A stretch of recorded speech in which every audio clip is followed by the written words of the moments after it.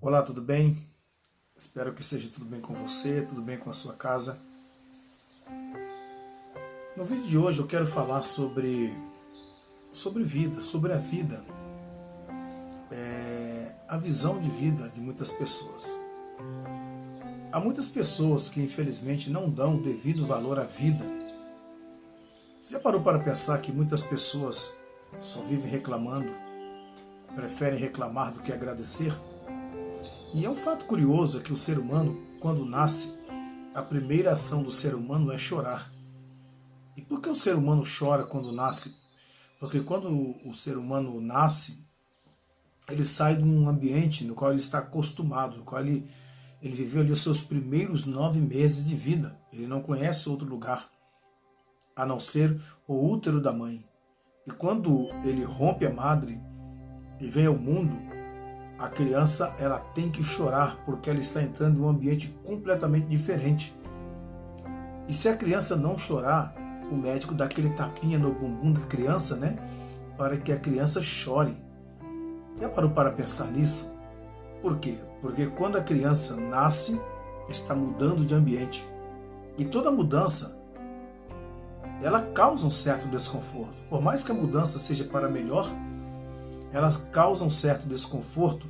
Às vezes esse desconforto ele é imperceptível, mas ela causa porque traz uma certa insegurança. Será que isso aqui vai dar certo? Será que essa atitude que eu tomei foi a atitude correta? Será que foi uma atitude sábia? Isso sempre nos deixa ali, né, em uma situação um pouco desconfortável. Mas a vida, ela é bela, porque ela é feita de fases, ela é finita, ela é passageira. Só que a vida, Deus nos deu a vida para nós aproveitarmos da melhor maneira possível. Você não pode desperdiçar a sua vida com coisas que não te levarão a nenhum lugar. Você não pode simplesmente perder o seu tempo com estagnação, com procrastinação. Você precisa entender que você parado ou você caminhando, você prostrado ou agindo, o tempo vai passar igual. A vida vai passar da mesma forma. Já observou que há dias que você se envolve em tarefas, você trabalha o dia todo, você faz tantas coisas, aí no final do dia, quando você olha para o seu relógio, você fala, poxa, o dia passou tão rápido, hoje a hora voou. Não, não é que a hora voou. O dia ele continua na sua mesma velocidade. São 24 horas do dia. Porém, o que mudou, a diferença foi você. Você não ficou focado no relógio. Você não ficou simplesmente parado, esperando a vida te levar. Você agiu, você se movimentou, você não ficou focado no momento. Você estava focado naquilo que você estava fazendo. E o tempo foi passando, daqui a pouco você diz, poxa, já é tarde, já é noite. Eu nem vi o dia passar, porque você estava focado na sua tarefa. A vida, ela é assim. E na vida nós não teremos facilidades. Até porque quem tem vida fácil são pessoas que não estão preparadas para viver. Hoje, infelizmente, vivemos uma geração de vida fácil. Uma geração do fast food, uma geração do iFood, uma geração do aplicativo, que você está com fome, se você não tiver com coragem, com vontade de fazer comida, você simplesmente entra no aplicativo, alguém vai levar comida para você. Hoje as pessoas não se dão mais o trabalho de estudar para passar numa prova. Dê um Google, já tem ali várias coisas que alguém estudou e colocou ali para as pessoas poderem, né, aproveitar. Enfim, é uma geração que os pais, muitos pais hoje, não generalizando, mas muitos pais não ensinam os filhos, como manda a psicologia e também a psicanálise, né? Manda que os pais treinem as mentes dos filhos para serem autoindependentes, para agir e resolver questões. E infelizmente tem pais que são muito pais corujas, que infelizmente acabam transformando os filhos em pessoas, vou usar um português, um termo bem brasileiro, pessoas moles, pessoas sem resiliência, pessoas sem resistência. E isso é ruim para a sociedade, porque a nossa posteridade será a sociedade do futuro. E que legado nós estamos deixando? Qual a sociedade, quais pessoas que nós estamos preparando para a sociedade vindoura? Pense nisso. Eu gosto de Aristóteles, porque Aristóteles ele nos traz umas ideias muito boas concernente à vida. Aristóteles diz o seguinte: a causa final de Aristóteles diz que tudo na natureza é construído com um fim ou um objetivo em mente. Tudo que existe na natureza existe por um propósito. E interessante que Salomão, escrevendo o livro do pregador, o livro de Eclesiastes, no capítulo 3, Salomão disse que tudo tem o seu tempo determinado e há tempo para todo propósito debaixo dos céus. Ou seja, o que Salomão estava querendo dizer é que tudo que existe aqui na Terra, tudo que existe no universo, existe por um propósito e também com um propósito. Então, Aristóteles aqui também vai dizer que tudo na natureza é construído com um objetivo. Nada existe por acaso, nada é obra do acaso. Existe um propósito em tudo que existe na natureza. Interessante isso, né? Uma árvore, diz Aristóteles, uma árvore ou uma pessoa é programada para florescer de uma determinada maneira e usa as condições disponíveis para fazê-lo. Ou seja, uma árvore, ela foi criada pelo Criador para poder se desenvolver de acordo com a sua natureza. Por exemplo, um pé de coco, um coqueiro, é diferente de uma palmeira. Existem sim aqueles coquinhos das palmeiras, mas o coco, o coqueiro grande, ele é diferente da palmeira. Um pé de manga é diferente de um pé de jaca. Ambos são árvores. Ambas são árvores. Todavia, cada uma com a sua natureza e se desenvolve de acordo com o propósito para o qual foi criado. Entende? Aplicando isso a nós, seres humanos, nós vamos entender que cada um de nós existe por um propósito. Mas a gente precisa descobrir qual o propósito da nossa vida, qual o propósito da nossa existência. Nós não podemos simplesmente querer que a nossa vida seja como a vida do nosso vizinho, como a vida do nosso irmão, do nosso amigo, do nosso pai, porque nós somos indivíduos, somos individuais. Cada ser humano é único e cada ser humano tem um propósito, cada ser humano tem algo diferente para a sua vida. Então você precisa aprender a sonhar e a fazer projetos baseado naquilo que você deseja para a sua vida e não simplesmente olhando para o outro. Mário Sérgio Cortella, um filósofo que eu admiro muito, ele disse que, ele tem uma frase linda, ele disse que o para-brisa de um carro é muito maior do que o retrovisor, do que o espelho retrovisor. Porque o para-brisa te faz olhar para frente e o retrovisor te faz olhar para trás. Você só olha para trás para observar o trecho que você já percorreu, mas não para você retroceder. Por isso que o para-brisa é muito maior, porque o para-brisa te mostra o caminho que você ainda tem pela frente para você recorrer, para você percorrer. Então você não pode simplesmente pautar a sua vida em problemas que ficaram para trás, em coisas pelas quais você já passou. Você já saiu de lá, você não está mais lá. É claro que existem situações na vida que deixam em nós marcas indeléveis.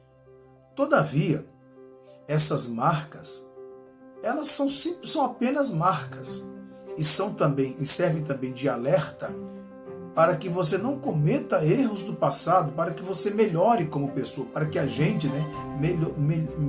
possamos melhorar como pessoas, possamos nos tornar cidadãos melhores. Então, você precisa entender que a vida, ela está cheia de oportunidades. E cada um de nós temos oportunidades N's nos esperando. Pense nisso. Ainda falando sobre Platão, Platão diz que a função do ser humano também é progredir, também é produzir. Essa também é a função do ser humano. Olha o que disse Platão. No entanto, qual função podemos dizer que é a dos seres humanos?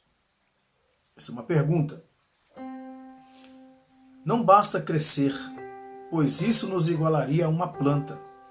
Nem simplesmente ver, ouvir ou cheirar, pois isso temos em comum com um cavalo ou um boi.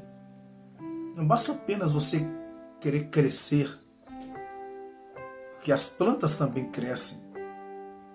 Ah, mas eu cheiro, eu ouço. Os cavalos também, bois também fazem isso, disse Platão. Você precisa ser diferente. No dito brasileiro, não seja uma Maria vai com as outras, seja diferente. Aristóteles afirma que é único para nós a capacidade de agir segundo a nossa razão. Nós temos a capacidade de agir segundo a nossa razão. A psicologia diz que nós pensamos a partir de nós. E Aristóteles está dizendo que o ser humano é o único ser que tem essa prerrogativa de agir não segundo os seus instintos, porque os animais agem segundo os seus instintos, mas o ser humano age segundo a sua razão. A essência da coisa é a forma como ela é organizada. E os humanos, com a sua capacidade de organizar a própria mente e as próprias ações, são únicos na natureza. Tomás de Aquino, ele dizia que toda coisa tem uma causa. E para você descobrir a essência da coisa, ou você descobrir o todo de uma coisa, você tem que primeiro conhecer a sua causa. Você tem que estudar a coisa até chegar na sua causa. Então entenda bem. Segundo essas palavras de Aristóteles, a essência da coisa é a forma como ela é organizada. E os humanos, com sua capacidade de organizar propriamente as próprias ações, são únicos na natureza. Partindo desse pressuposto da visão de Aristóteles, nós podemos entender que nós podemos criar um estilo de vida para nós, um estilo único de vida. Você não pode se deixar influenciar por ideias de outras pessoas. Você precisa entender, como disse o apóstolo Paulo, né? Tudo é lícito, mas nem tudo convém. Tudo é permitido, mas nem tudo edifica. Então entenda. Você precisa entender que há pessoas que elas não têm capacidade para influenciar a sua vida. E se você se deixar influenciar por essas pessoas, pelas ideias delas, você vai acabar se tornando como elas ou pior que elas. Você precisa organizar as suas próprias ideias, porque o ser humano é o único ser que tem essa capacidade de organizar as suas próprias ideias. Antes de você tomar uma atitude, você precisa aprender um detalhe. Esse detalhe você já praticou ele, essa prática você já usou ela quando você estava aprendendo a falar. É a fase dos porquês. Freud sempre falou sobre essa questão, do desenvolvimento da criança. A criança ela chega uma fase na vida, quando ela está na fase da descoberta, na fase da formação do seu intelecto e da formação do seu caráter, a criança passa pela fase dos porquês. Por que isso? Por que aquilo? A criança faz muita pergunta para o pai, para a mãe. Por quê, por quê, por quê, por quê? E chega um determinado tempo da vida, quando a criança está na pré-adolescência e também na adolescência, caminhando para a juventude, aí já não é mais criança, aí agora vem a fase que eu chamo a fase da ignorância, num bom sentido, tá? Por quê? O ignorante é aquele que acha que sabe tudo, que não precisa aprender mais nada. Esse é o ápice da ignorância. Existem pessoas, geralmente, quando chegamos aí na fase da adolescência, a gente acha que sabe de tudo, que o pai não sabe nada, que a mãe não sabe de nada, e que não precisamos dos seus conselhos, não precisamos dar-lhes satisfação da nossa vida. Aí quando a gente passa aquela fase da adolescência, que entramos na fase adulta, aí que vem o peso da responsabilidade, aí pensa, por que eu não ouvi o meu pai? Por que eu não ouvi a minha mãe? Porque passamos por uma fase de ignorância, em que achávamos que éramos donos da razão. Isso a psicologia deixa claro isso, que a gente acha que a gente já sabe de tudo. Mas voltando lá na infância, é bom lembrar que já passamos pela fase dos porquês. Por que isso? Por que aquilo? Por que assim? Por quê? Por quê? Por quê? Então entenda uma coisa. É sempre bom se questionar. É sempre bom parar nas encruzilhadas da vida e perguntar: para onde eu quero ir? Para onde esse caminho me levará? É como o gato do filme Alice no País das Maravilhas, que ela se perde e encontra o gato e pergunta ao gato aonde aquele caminho a levaria. E ele pergunta para ela: para onde você quer ir? Ela responde: tanto faz. E a devolutiva do gato é muito interessante, porque ele diz: para quem não sabe aonde quer chegar, qualquer caminho serve. Aí existem muitas pessoas que se enveredam pelo caminho das drogas, pelo caminho das coisas erradas, de relacionamentos errados, porque não tem uma definição da sua vida. É bom você de vez em quando parar e ponderar as suas escolhas, seus propósitos e se perguntar: aonde isso me levará? Aonde eu chegarei com isso? A que ponto da minha vida esse caminho me conduzirá? Entende? É bom você analisar isso e, usando aqui Aristóteles, a sua ideia, eu aconselho a você a usufruir dessa prerrogativa exclusiva do ser humano, que é a prerrogativa da organização das ideias e organizar as suas ideias, antes de você tomar uma decisão errada. Entenda que isso é muito, muito interessante. Uma pessoa, em última instância, diz Aristóteles, consiste nas virtudes que tem cultivado e nas escolhas que fez. Então, aquele que organiza a vida de acordo com a mais elevada ou com as mais elevadas virtudes pode se tornar grandioso. Uma pessoa não é vista ou melhor dizendo, quando parte dessa vida aqui, né? A pessoa não é lembrada apenas pelo que tinha, pelo que possui aqui. O ser humano, ele não pode basear sua vida naquilo que possui de material, patrimônios, né, dinheiro. A pessoa não pode, fama, a pessoa não pode basear sua vida nisso. Você tem que basear sua vida em quem você é, não no que você possui.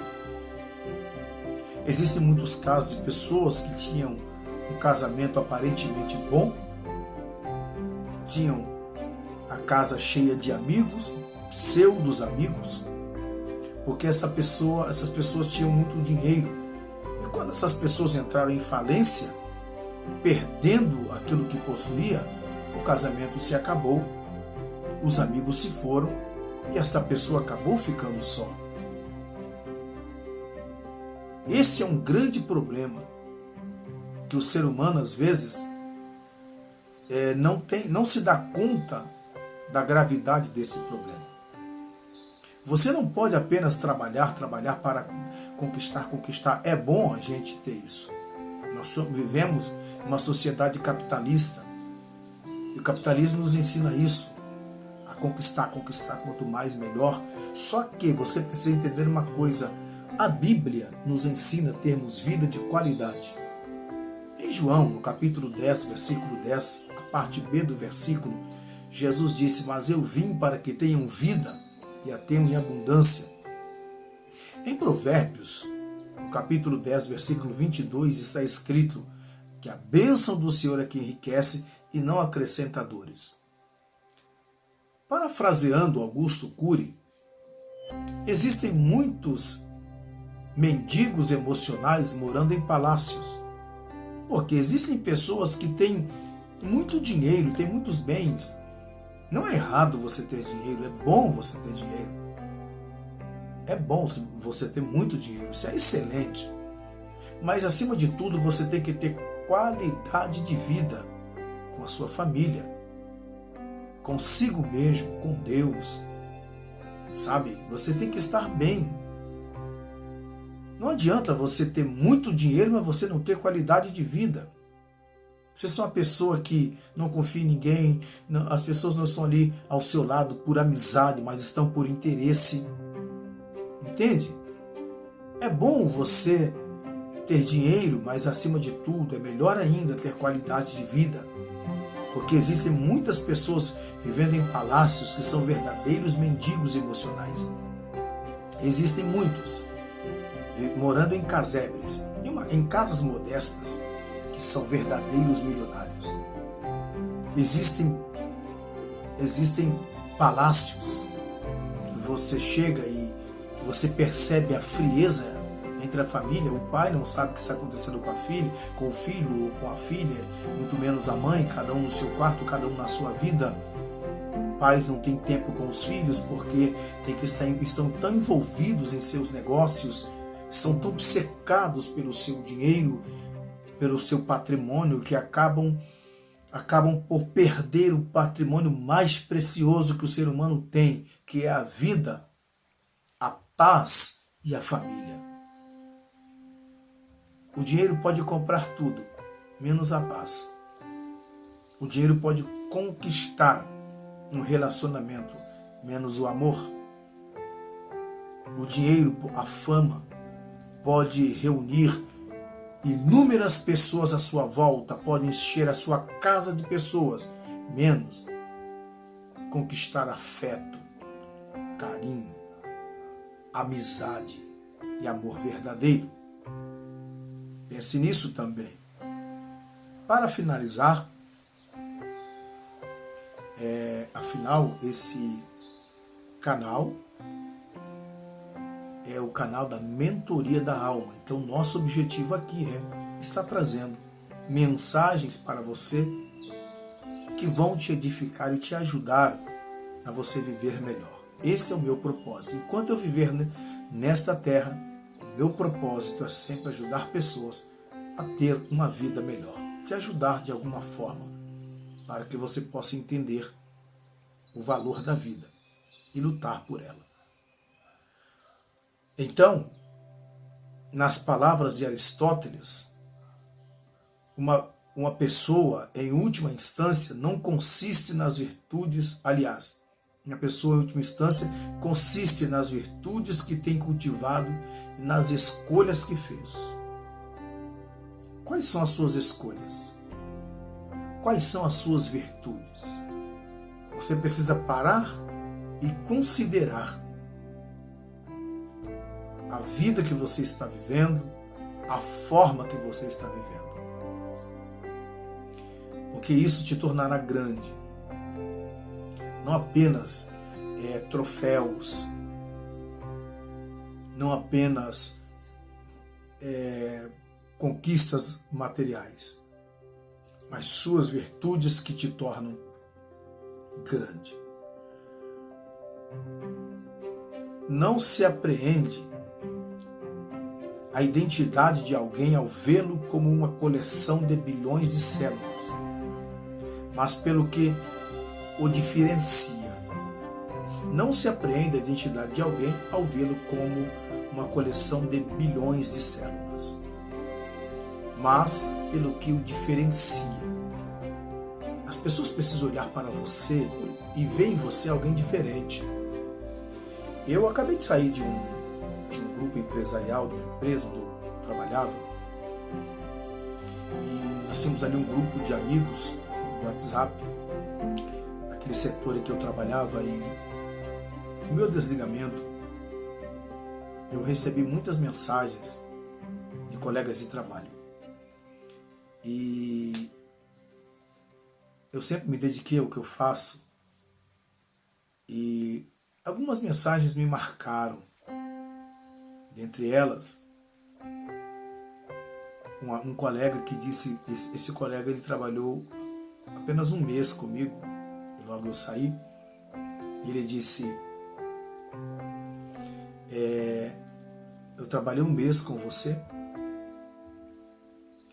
e nesse um mês eu pude descobrir a sua grandeza como ser humano, o grande homem que você é. Eu fiquei pensando, mas eu não fiz nada extraordinário além de cumprir o meu papel como ser humano, exercer a minha função, cumprir minhas tarefas, realizar minhas tarefas, cumprir meu horário, enfim, tratar todas as pessoas de igual modo, tratar todo mundo bem, ser empático com todos, simpático com todos.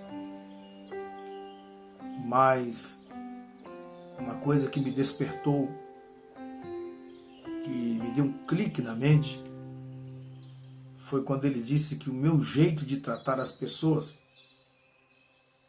revelou uma grandeza de espírito, de caráter. Eu não estou aqui falando isso como sendo jactancioso, não. Estou dando um relato a você do que aconteceu comigo, que eu fiquei feliz, porque eu sou bem extrovertido, gosto de fazer brincadeira com as pessoas e eu gosto de alegrar o ambiente onde eu estou e que o ambiente seja bom. Aí, um dia eu não fui trabalhar, e no outro dia eu cheguei no meu setor, um colega disse, olha, eu falei para a fulana ontem que você faltou no trabalho, o setor ficou quieto, parecia que estava faltando alguma coisa aqui, a sua presença alegra a gente, alegra o setor, isso para mim é muito bom. É nisso que consiste a grandeza do ser humano. Ainda que você não ofereça a alguém o dinheiro que aquela pessoa precisa, mas que você ofereça aquela pessoa a paz que aquela pessoa está precisando, que você ofereça um pouco de conforto a alguém, nem que seja numa brincadeira, para você alegrar o ambiente, fazer alguém dar uma risada, alguém dar um sorriso. Isso é a grandeza de espírito do ser humano.